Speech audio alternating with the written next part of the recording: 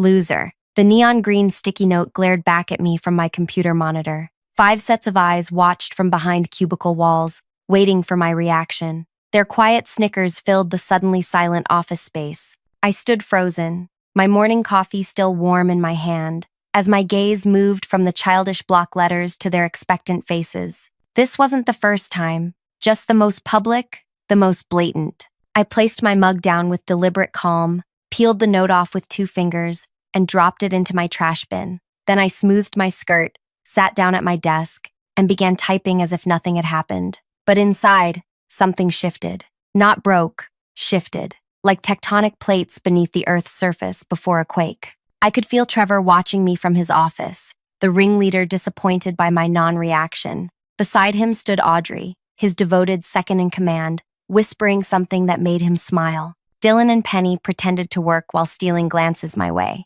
Even Milo, the newest member of their little club, hovered nearby, eager to prove his loyalty to the established hierarchy. 6 months of this treatment, and they still expected tears. They wanted a scene, validation that their tactics worked, that I was as pathetic as they'd decided. What they didn't know was that I'd stopped keeping track of their childish pranks weeks ago and started documenting something far more interesting. Something that would change everything. The office printer hummed to life, spitting out pages I hadn't authorized. I didn't need to check to know what it was. Another joke. Probably my resume plastered with unflattering comments or a mock performance review. Audrey giggled as she collected the papers, passing them around like party favors. I continued typing, my fingers never pausing on the keyboard. What no one realized as they exchanged knowing glances was that my screen displayed not the quarterly report I was supposed to be finishing, but an email addressed to someone they had never met, someone whose name would strike terror into their hearts within 48 hours. I only needed to press send. Wait. Before I continue with what happened next, and trust me, you'll want to hear every detail of how this unfolds. If you're enjoying this story of workplace revenge, make sure to hit the like button and subscribe for more stories that'll have you cheering for justice. Drop a comment letting me know if you've ever dealt with office bullies and how you handled it. Now, let's get back to what happened after I found that loser sign. My name is Valerie, not Val, never Val, Valerie Warden, the analytics specialist who arrived 6 months ago when Centrix acquired this regional branch. I was 29, single by choice, and transferred here with a specific assignment: evaluate operational efficiency and recommend improvements. What nobody told me was that I'd be entering a hornet's nest of territorial employees led by a manager who saw me as nothing more than a corporate spy. I grew up as the middle child between 2 loud, demanding siblings, which taught me to observe more than speak. This quiet watchfulness became my superpower. People tend to underestimate those who don't constantly broadcast their thoughts. They forget you're there, forget you're listening, forget you're connecting dots they didn't even realize existed. Before the acquisition, this office operated like a separate kingdom. Trevor, the regional manager, had built his team over 8 years with people who were loyal to him personally rather than to the company. They had their routines, their inside jokes, their unspoken rules. Then I arrived, an unwelcome reminder that they were now answerable to a larger entity. The exclusion began immediately. Meeting invitations mysteriously failed to reach my inbox.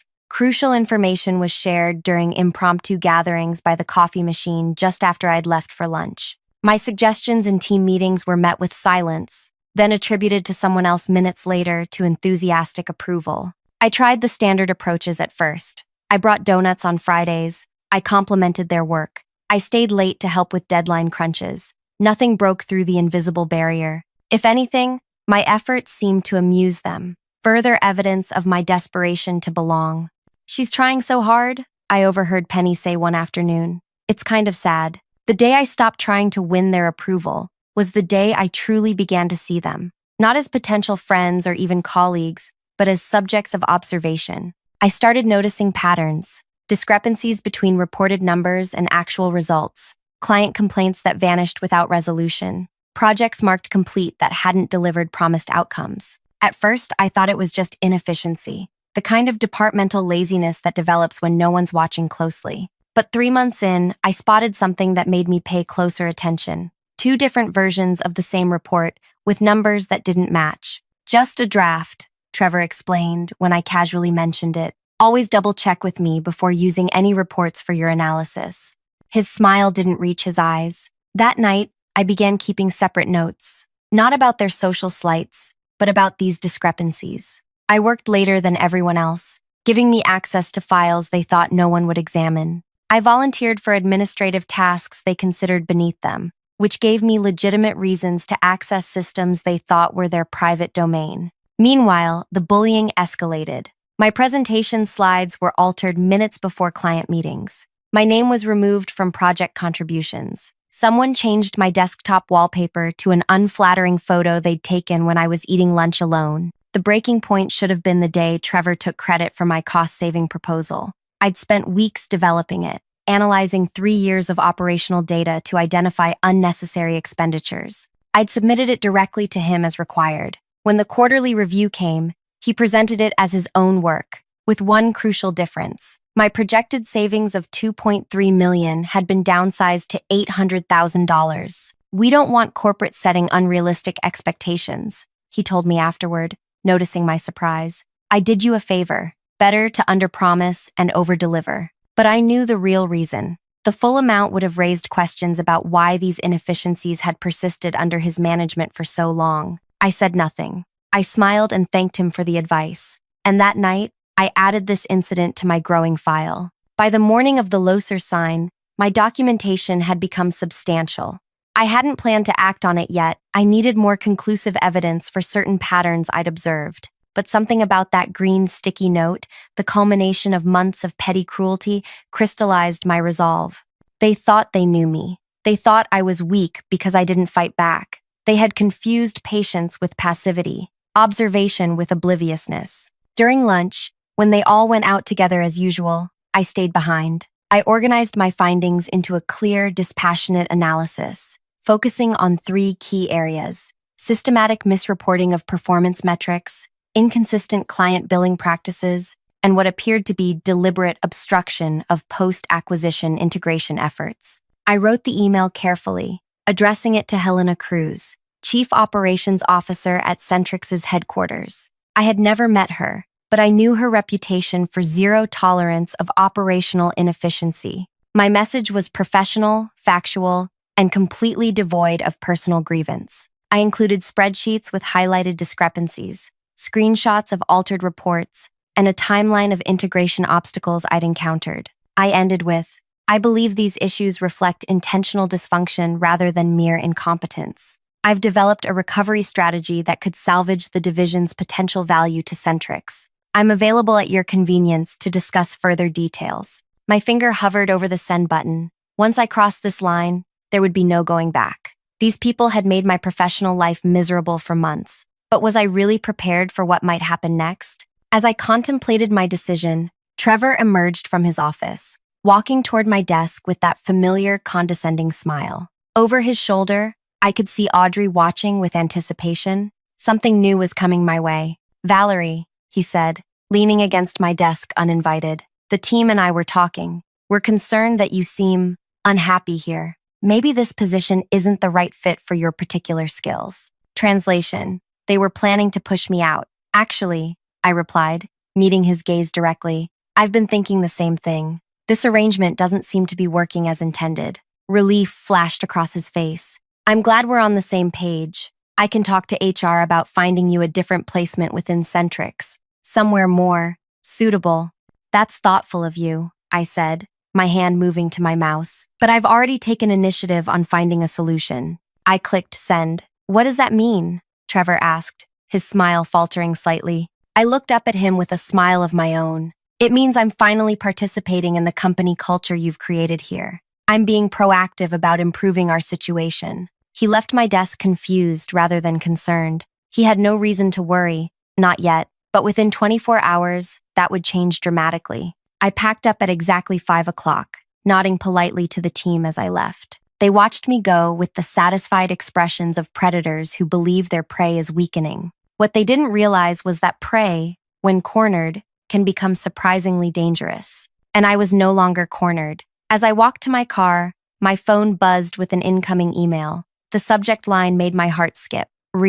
Operational Concerns at Western Regional Branch. I opened it, standing perfectly still in the parking lot as I read Helena's three-line response. Valerie, extremely concerning information. Do not discuss with anyone on site. I'll be there tomorrow with the audit team. Continue as normal. Delete this email after reading. I looked back at the office building, where lights still burned on our floor. They had no idea what was coming, and neither did I. The next morning, I arrived early, 7:15 a.m., well before anyone else typically showed up. I wanted time to prepare myself mentally for whatever the day might bring. The office was eerily quiet, the overhead lights not yet fully activated by motion sensors. I moved through the dim space to my desk, feeling strangely calm despite the storm I knew was approaching. I powered up my computer and began my normal routine. By 8:30, Dylan arrived, barely glancing my way as he settled at his desk. Penny and Milo came in together at 8:45, whispering and stopping abruptly when they saw me. Audrey strutted in at 9 sharp, coffee in hand, giving me a once-over before disappearing into Trevor's office. She's acting weird today, I heard Penny murmur to Milo. Too quiet. Probably planning her resignation letter, Milo replied with a snort. If they only knew what I was actually planning. Absolutely nothing. The wheels were already in motion, and I simply needed to wait. At 10:17 a.m., Trevor's phone rang. I watched through his glass office partition as he answered, his expression shifting from professional pleasantness to confusion, then unmistakable alarm. He stood up abruptly, pacing as he spoke, running his hand through his hair repeatedly. When he hung up, he immediately called Audrey in. Their conversation was animated but hushed. Audrey's normally confident posture crumpled slightly as Trevor spoke. She kept shaking her head, then nodding vigorously. When she emerged, her complexion had paled considerably. "Everything okay?" Dylan called out to her. "Fine," she snapped, uncharacteristically sharp. "Just corporate stuff, nothing important." But her trembling hands told a different story as she furiously typed at her computer. By lunchtime, the atmosphere had grown tense. The usual group lunch was canceled without explanation. Instead, Trevor called an impromptu team meeting, excluding me. I ate my sandwich at my desk, watching them through the glass walls of the conference room. Trevor spoke intensely, occasionally pointing at documents spread across the table. The others leaned forward, their expressions growing increasingly distressed. Penny appeared to be on the verge of tears. Milo kept shaking his head in disbelief. Dylan stared blankly at the wall, his face ashen. Only Audrey maintained some composure, taking furious notes and occasionally interrupting Trevor with questions or comments. At 2:43 p.m., the elevator doors opened, and 3 people stepped onto our floor. A tall woman in her 50s with silver-streaked dark hair led the group, flanked by 2 men carrying sleek briefcases. I recognized her immediately from the company website, Helena Cruz, Chief Operations Officer of Centrix. The entire office fell silent. Helena's gaze swept the room before landing on me. She walked directly to my desk, her heels clicking sharply against the laminate flooring. "Valerie Warden?" she asked, though it was clear she knew exactly who I was. "Yes," I replied, standing to greet her. "I'm Helena Cruz. These are Michael Berg and Jason Winters from our audit team. Is there somewhere private we can speak?" Trevor emerged from his office so quickly he nearly tripped. "Miss Cruz, what an unexpected pleasure. I'm Trevor Stark, Regional Manager. We weren't notified of your visit. I would have prepared." "That was intentional, Mr. Stark." Helena cut him off without even turning to look at him. "We'll need your conference room. Immediately." Of course," Trevor stammered, gesturing toward the room where his team still sat, now staring wide-eyed at the corporate delegation. "Just give us a moment to clear out." "Actually," Helena said, finally turning to acknowledge him, "you'll stay right where you are. We'll be speaking with Ms. Warden first. Alone." The look Trevor gave me could have cut glass. Confusion, suspicion, and the first flickers of fear competed for dominance in his expression. Helena led me to a small meeting room at the opposite end of the floor. Once inside, with the door firmly closed, she turned to me with an intensity that was almost physical. "Your email contained some extremely serious allegations," she said without preamble. "Before we proceed, I need to know if you stand by everything you reported." "Every word," I replied steadily. "And you understand the implications? This could result in terminations, possibly legal action." "I understand." She studied me for a long moment, Most people in your position would have complained about workplace harassment. Your email didn't mention a single personal grievance. Because this isn't about me, I said. It's about systematic misconduct that's costing the company millions. A hint of approval flashed across her face. Walk me through it, everything you've observed. For the next hour, I presented my findings to Helena and the auditors. I showed them the pattern of misrepresented performance metrics, AS, how the regional branch reported a 23% growth in client retention, when the actual number was closer to 7%. I demonstrated how certain operational costs were being concealed through creative accounting. Most significantly, I revealed evidence suggesting that Trevor had deliberately sabotaged integration efforts to maintain autonomy from Centric's oversight. And this cost-saving proposal, Michael Berg said, reviewing one of my spreadsheets, you're claiming potential savings of $2.3 million annually, but the proposal submitted to headquarters projected only $800,000. Yes, I confirmed. The original analysis was mine. The numbers were altered before submission. Helena leaned forward. Can you prove that? I pulled out my personal tablet. I keep backups of all my work. This is the original document with metadata showing creation date and authorship. As they reviewed my evidence, comparing it to official records, their expressions grew increasingly grave. Jason Winters whispered something to Helena, who nodded sharply. We've seen enough for now, she said finally. Ms. Warden, we'll need you to remain available, but return to your desk. Act normally. Say nothing about this meeting to anyone. When I emerged from the room, 5 pairs of eyes tracked my movement back to my desk. Trevor immediately approached Helena as she exited, his smile strained and artificial. Miss Cruz, now that you've spoken with Valerie, perhaps we could discuss whatever concerns brought you here today? Certainly, Mr. Stark, Helena replied coolly. Your entire team, conference room, 5 minutes. As Trevor gathered his team, Audrey brushed past my desk, leaning down as if retrieving something she'd dropped. What did you tell them? She hissed, her voice barely audible. I looked up from my computer screen, meeting her gaze directly. The truth. The color drained from her face.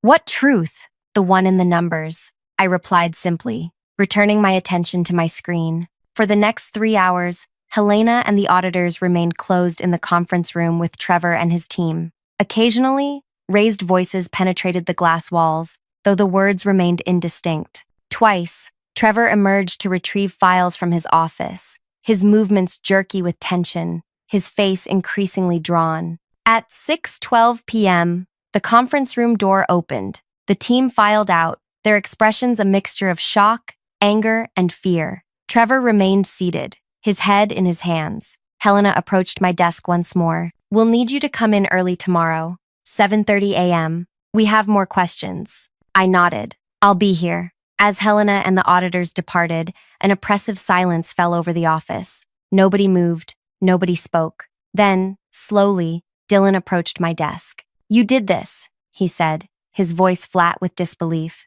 You reported us. I reported discrepancies in our operational data. I corrected him. Do you have any idea what you've done? Penny joined him, her voice breaking. They're talking about an entire departmental audit, possible fraud investigations. That sounds like a company decision based on their findings. I replied evenly. Milo stood nearby, shaking his head. We were just having a little fun with you. The sign was just a joke. What sign? I asked, genuinely confused for a moment before realizing. Oh, you mean the Loser note? I never mentioned that to anyone. Their faces registered collective shock as the implications sank in. This wasn't about their bullying at all. This was about their work, their actual professional conduct. Audrey approached last, her arms crossed defensively. Trevor built this team from nothing. 8 years of his life dedicated to this branch. We've been family. Families don't lie to each other, I said quietly, or steal from each other, or sabotage each other's work.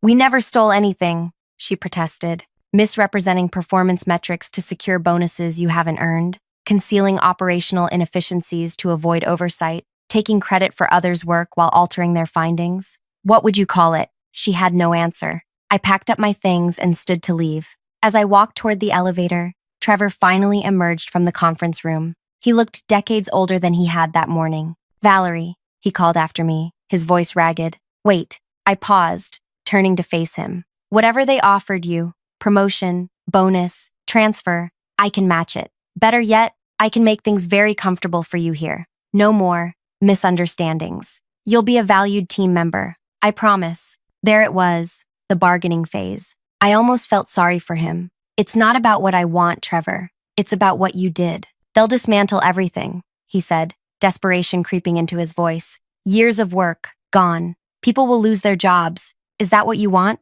What I want, I replied carefully, is a workplace where performance is measured honestly, where credit is given where it's due, and where integration with the parent company isn't viewed as an invasion to be repelled. That's all I've ever wanted. I left him standing there, surrounded by his crumbling kingdom. That night, my phone rang continuously. Trevor, Audrey, even Penny. I let each call go to voicemail, listening to their increasingly desperate messages. Threats gave way to pleas, then to bargaining, and finally to outright begging. Please, Audrey's final message trembled. Just tell us what you want. We can fix this. But they couldn't fix this. Not anymore. I slept surprisingly well that night, better than I had in months. Whatever happened next, I had done what needed to be done. The truth was out, and now it would have its day. Morning arrived with a clarity I hadn't experienced since before my transfer. I dressed carefully, choosing a simple black dress that had always given me confidence. Today would determine not just my future with Centrix, but potentially the future of the entire regional branch. I arrived at the office at exactly 7:30 a.m. Helena was already there, along with a new face, a distinguished older man in an impeccable suit,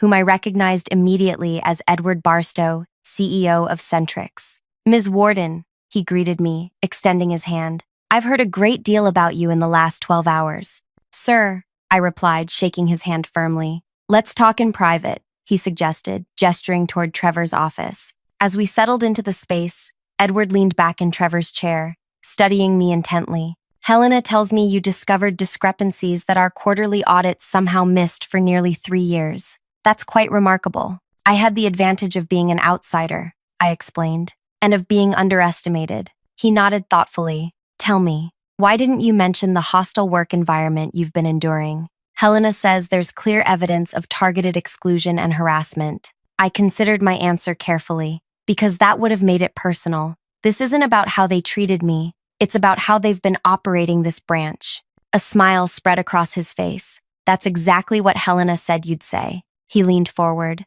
Ms. Warden, I'm going to be blunt. We're making significant changes to this branch, effective immediately. Trevor Stark is being terminated today. 2 others will follow by the end of the week, pending final review of their involvement. My breath caught. This was happening faster than I'd anticipated. The remaining staff will undergo retraining and close supervision, he continued. But we need someone to oversee the transition, someone who understands both Centrix protocols and the specific challenges of this branch. He paused, watching my reaction. We'd like that person to be you. The words hung in the air between us. Me, overseeing the transition, leading the very team that had spent months trying to drive me out? I appreciate your confidence, I said carefully. But they'd never accept my authority. Not after this. Edward smiled. That's not your problem to solve. Their acceptance isn't required, only their compliance, or their resignation letters. Helena, who had been silently observing from the doorway,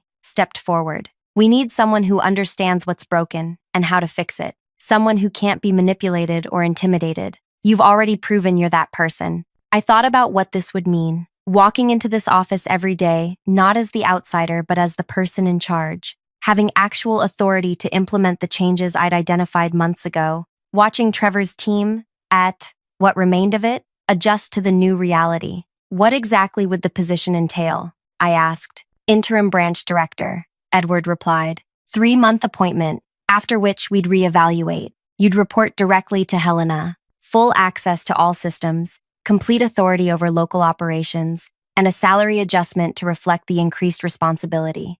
My mind raced through the possibilities, the challenges, the potential satisfaction of turning this toxic environment into something functional. When would this start? I asked. Today, Helena answered. Right after we finish with Trevor. I nodded slowly. Then I accept. Edward stood, extending his hand once more. Welcome to senior leadership, Ms. Warden. At 8:30 a.m., Trevor arrived, clearly surprised to find his office occupied. The color drained from his face when he recognized Edward Barstow sitting behind his desk. Mr. Barstow, he stammered. I wasn't told you'd be.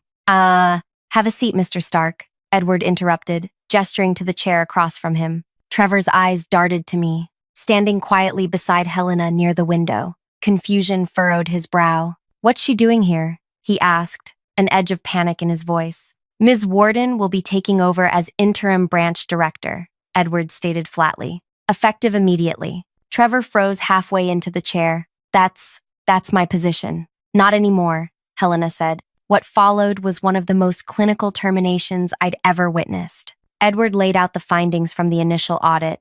Misrepresented metrics, obstructed integration, altered reports, each violation corresponding to specific company policies. Trevor attempted several defenses, each weaker than the last. He claimed misunderstandings, blamed system limitations, suggested that cultural differences between the branch and headquarters had led to communication breakdowns. Edward let him talk himself into exhaustion before sliding a folder across the desk. Your termination package, he explained. You have two options. Option 1, sign the agreement, which includes 4 weeks severance and a neutral reference in exchange for a non-disclosure agreement and waiver of claims. Option 2, refuse to sign, in which case we proceed with termination for cause, no severance, and potential legal action regarding the financial discrepancies we've identified. Trevor stared at the folder as if it might bite him. This is because of her, he said, not looking up. She's turning you against me, against all of us. No, Mr. Stark, Edward replied evenly. This is because of you. The data speaks for itself. Ms. Warden simply made sure we saw it. Trevor finally looked at me, his expression a battlefield of emotions, rage, disbelief, fear, and underneath it all, a dawning recognition that he had catastrophically underestimated me. You'll regret this, he said quietly. All of you. Security will escort you to clear your desk, Helena informed him. You have 30 minutes. As Trevor was led away, Edward turned to me. Not everyone responds that poorly to accountability. The next conversations may go differently. They did, but only slightly. Audrey, confronted with specific evidence of her role in altering reports, dissolved into tears, claiming she was just following Trevor's instructions. Dylan attempted to downplay his involvement, insisting he wasn't aware of any impropriety. Penny and Milo, whose roles had been more peripheral, received formal warnings rather than terminations. By noon, Trevor and Audrey had been escorted from the building, their access badges deactivated. The remaining team members huddled in the break room, whispering anxiously among themselves. Edward departed for the airport with a firm handshake and a promise of his full support. Helena remained behind to help me establish my new authority. You'll face resistance, she warned as we walked the floor together, not just from the remaining team, but from clients who were comfortable with Trevor's way of operating. Some may try to use this transition against you. I'm counting on it, I replied. She raised an eyebrow. You have a plan. I always have a plan. That afternoon, Helena called a full branch meeting to formally announce the leadership change. I stood beside her, watching the faces of my former tormentors as they realized the new power dynamic. Effective immediately, Valerie Warden will serve as interim branch director, Helena stated. She has full authority to reorganize operations, reassign responsibilities, and implement new protocols. Her decisions are backed by corporate leadership and are not subject to appeal. Silence greeted her announcement. Dylan stared at the floor. Penny chewed her lower lip anxiously. Milo kept swallowing hard, as if trying to force down panic. Additionally, Helena continued, over the next 2 weeks, each of you will participate in a comprehensive review of your work product and job performance. Ms. Warden will make recommendations regarding your continued employment based on these reviews. The message was clear. Their professional futures now rested in my hands. As the meeting dispersed, Helena pulled me aside. The next few days will determine the tone of your leadership. How do you want to handle it? I considered carefully before answering. I need to meet with each team member individually. Today, starting with Dylan. Dylan entered my new office, Trevor's old one, with the caution of someone approaching a wild animal.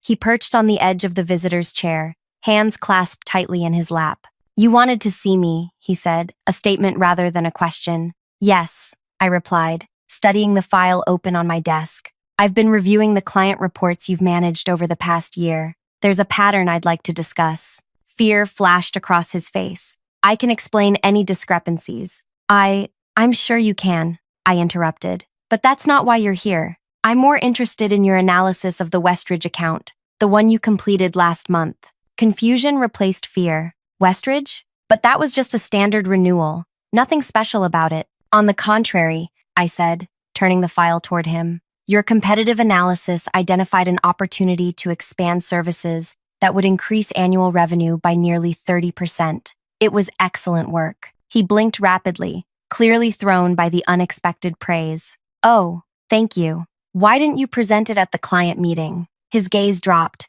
Trevor said it was too aggressive, that we should wait until next quarter. And what do you think? Was it too aggressive? He hesitated, then straightened slightly. No, their new product launch presents a perfect opportunity for expanded digital services. Waiting puts us at risk of losing the business to competitors. I nodded. I agree, which is why I've scheduled a meeting with Westridge for tomorrow morning. I'd like you to lead the presentation. His head snapped up. Me? It's your analysis. You should be the one to present it. For a moment, he seemed unable to process what was happening. Then, cautiously, what about the review? My job? This is part of your review, I explained. I'm less interested in what you did under Trevor's leadership and more concerned with what you'll do under mine. Clear expectations, appropriate credit, and accountability for results. That's how we'll operate moving forward. By the end of the day, I'd had similar conversations with each team member. With Penny, I discussed her innovative client retention strategies that Trevor had dismissed. With Milo, I explored his technical skills that had been consistently underutilized. Each meeting followed the same pattern. Acknowledgement of past work suppressed under Trevor's management, clarification of my expectations, and specific assignments to demonstrate their capabilities. They left my office confused but cautiously hopeful. It wasn't the retribution they'd expected. In fact, it looked suspiciously like a fresh start. That evening, as I prepared to leave, Dylan approached my desk. I don't understand, he admitted. You could have us all fired. Why aren't you? I considered him thoughtfully. Because that would be reacting to the past. I'm more interested in building the future. His expression suggested he didn't quite believe me, but he nodded anyway. The Westridge presentation. I'll have it ready by morning. I know you will. As days turned into weeks, a new pattern emerged in the office. The initial wariness gave way to tentative engagement. As team members realized, I meant what I'd said about clear expectations and appropriate credit. Client meetings became collaborative rather than competitive. Information flowed freely rather than being hoarded for leverage. Helena visited regularly, pleased with the transformation. The numbers are already improving, she noted during her third visit. Client retention up 12%, operational costs down 8%. The integration milestones are finally on track. It's just the beginning, I assured her. Not everything went smoothly. Trevor, bitter about his termination, attempted to poach key clients. 2 actually left, citing relationship concerns with the new leadership. Audrey filed a complaint alleging unfair dismissal, though it was quickly dismissed given the evidence against her. Through it all, I maintained a steady course, professional, focused on results, and, most surprisingly to the team, fair in my assessments and decisions. 6 weeks into my interim role, Helena called with news. The board is impressed with your performance, she said. They want to make your appointment permanent, branch director with the corresponding title and compensation. What do you think? I'm honored, I replied, but I need a few days to consider it. That night, alone in my apartment, I reviewed the journey that had brought me here. From the outsider, with a loser sign on her monitor, to the leader rebuilding a broken branch. It would have been easy to see this as the perfect conclusion, the ultimate vindication. But something felt unfinished. The next morning, I requested a video call with Helena and Edward. When their faces appeared on my screen, I knew what I needed to do. I've made my decision about the permanent position, I began. Edward nodded encouragingly. We're prepared to be quite generous with the compensation package. It's not about the money, I said. I've decided to accept on one condition. Helena leaned forward. Which is? Complete restructuring authority, I stated. Not just staff assignments or operational protocols. I want to redesign the entire branch function within the larger Centrix framework. They exchanged glances. That's a significant ask, Edward noted. What exactly do you have in mind? The regional branch model is obsolete, I explained. It creates unnecessary silos, encourages territorial behavior, and complicates integration. I propose dissolving the traditional branch structure entirely and creating specialized teams that work across regions. I shared my screen, displaying the organizational model I'd been developing since my first week at the branch, long before the Loser sign, before Helena's visit, before anyone realized I was paying attention. This approach eliminates redundancies, standardizes processes across all locations, and creates clear career advancement paths. I continued. Most importantly, it prevents the kind of isolated power concentration that allowed Trevor's situation to develop. Helena studied the model carefully. You've been planning this from the beginning.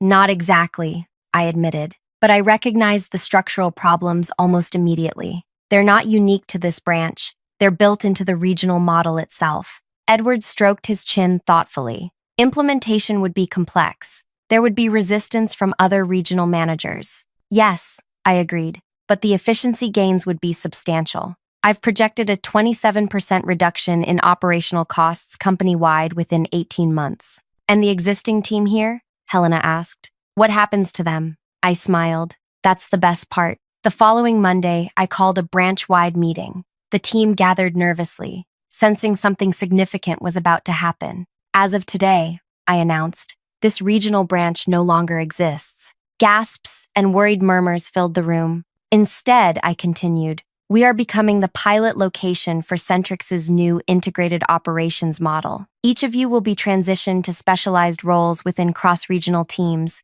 based on your demonstrated strengths. I proceeded to outline the new structure. Dylan would head the strategic analysis team, coordinating with analysts across all locations. Penny would lead client relations, developing standardized retention protocols for the entire company. Milo would join the technical integration team, applying his previously untapped skills to system-wide improvements. These positions represent not just lateral moves, but significant promotions, I explained. You'll have greater authority, broader responsibility, and direct visibility with corporate leadership. Stunned silence gave way to cautious excitement as they processed the implications. Not termination, but elevation. Not punishment, but opportunity. Why? Penny finally asked the question on everyone's mind. After everything, why would you do this for us? And there it was, the moment I'd been waiting for since finding that neon green sticky note on my monitor. This isn't for you, I said quietly. This is for every person who's ever been underestimated, excluded,